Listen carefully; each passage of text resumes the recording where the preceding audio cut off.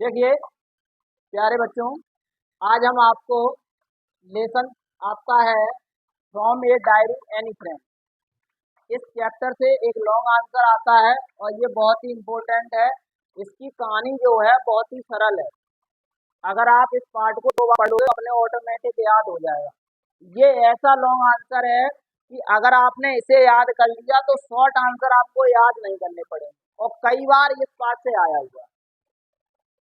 हम एक एक शब्द की हिंदी बताएंगे, जौन सा शब्द आपको पढ़ने ना आए वो आप अपनी कॉपी पे लिख लेंगे। तो देखिए पहला क्वेश्चन यहाँ लिखा हुआ है, who was Annie, where did she born. Annie कौन थी, एनी का जन्म कहाँ हुआ था। Why was Annie entire class, Annie की पूरी कक्षा, एंटायर माने पूरी कक्षा, नर्वस चिंतित एंड एनेक्सियस में घबराई हुई और चिंतित क्यों थी। अब जरूरी नहीं है कि हमने जो लॉन्ग क्वेश्चन लिखाया वही आ जाए, हो सकता है वो चेंज करके दे दे, तो कभी कभार चेंज करके आ जाता है। तो आप क्वेश्चन को, हर एक क्वेश्चन की हिंदी पता होना चाहिए। जरूरी नहीं है कि आपको अच्छे तरीके से आए, उससे इतना पता चल जाए कि ये इस वाले पार्ट से है, बस लॉन्ग आंसर अपने आप लिख जाएगा, इतना पता कर लें। 90% लोग यही नहीं पता कर पाते तो कौन से पार्ट से लिया गया। कमी क्या रहती है, वो कहानी नहीं सुनी अच्छी तरीके से। जब हमने किसी पार्ट की कहानी नहीं सुनी होगी तो हमें पता ही नहीं होगा। तो जब हम बार बार कहानी को बताते हैं तो दिमाग में 2-4 शब्द तो अवश्य बने ही रहना चाहिए, तो हमें वो पार्ट की कहानी याद रहती है। एनी का जन्म कब हुआ था, कहाँ हुआ था, उसके माता पिता कहाँ चले गए थे, ये MCQ में पूछे जाते।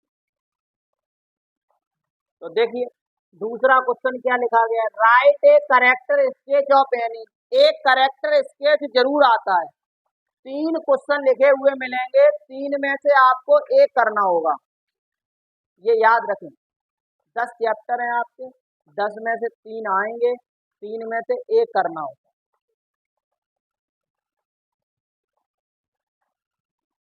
अब देखिए, any was born on 12 June 1929। Any का जन्म 12 जून सन 1929 को हुआ था। शी लिव्ड इन फ्रैंक, जहाँ में के बना लेना, के गायब हो गई है, जहाँ में के बना लेना, फ्रैंकफर्ट ये नाम है। जैसे आपके गांव का नाम होता है वैसे ही इसके गांव का नाम है, फ्रैंकफर्ट। ठीक है, नेक्स्ट देखिए, her parents went to Holland. उसके माता पिता कहाँ चले गए, हॉलैंड चले गए। They did not Annie, they did not take, take लिख लेना यहाँ पे, Annie with them.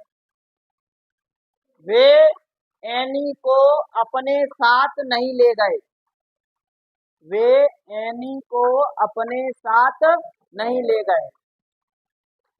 She stay with her grand mother, वह अपनी दादी माँ के साथ ठहरी। स्टे ठहरना।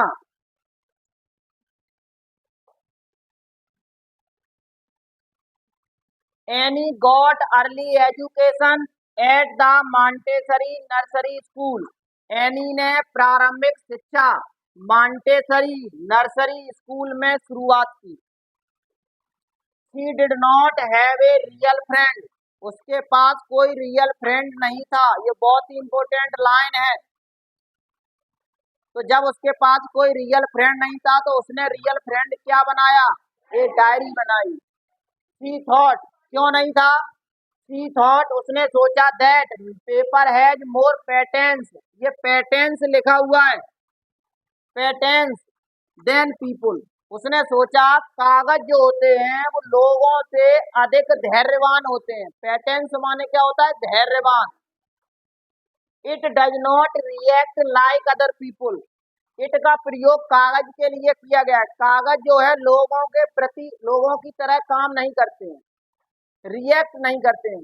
रिएक्ट का मतलब है तुमने अगर कागज पे थप्पड़ मार दिया तो कागज नहीं मारेगा, लेकिन अगर किसी मनुष्य के मार दिया तो वो जरूर जड़ देगा तुम्हें।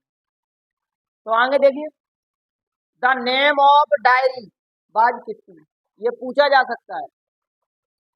She was very talkative girl, वह कैसी लड़की थी, बातूनी लड़की थी। मिस्टर कीसिंग वाज ए स्ट्रिक्ट, ये स्ट्रिक्ट लिखा हुआ है, बड़े सतर्क एक्टिव टीचर थे, दृढ़ टीचर थे। ही टेक एक्शन, वे एक्शन लेते थे विद गुड इंटेंशन, अच्छी नियत के बारे में। नियत या आदत, इंटेंशन माने नियत। ही वार्न, WARN, वार्न माने होता है चेतावनी। He warn her several time, उन्होंने उसे कई बार चेतावनी दी। But she did not change, लेकिन उस पर कोई असर नहीं हुआ है। सेवरल माने होता है कई बार, सेवरल की जगह दूसरी मीनिंग लिख सकते हैं, मैनी टाइम्स है। WARNED, वार्न होता है चेतावनी। उन्होंने उसे कई बार चेतावनी दी, लेकिन उस पर फर्क नहीं पड़ा, वह नहीं बदली। क्यों नहीं बदली? क्योंकि उसकी माँ की आदत थी। He punished her by giving an ऐसे, उन्होंने उसे दंडित किया, किसके द्वारा?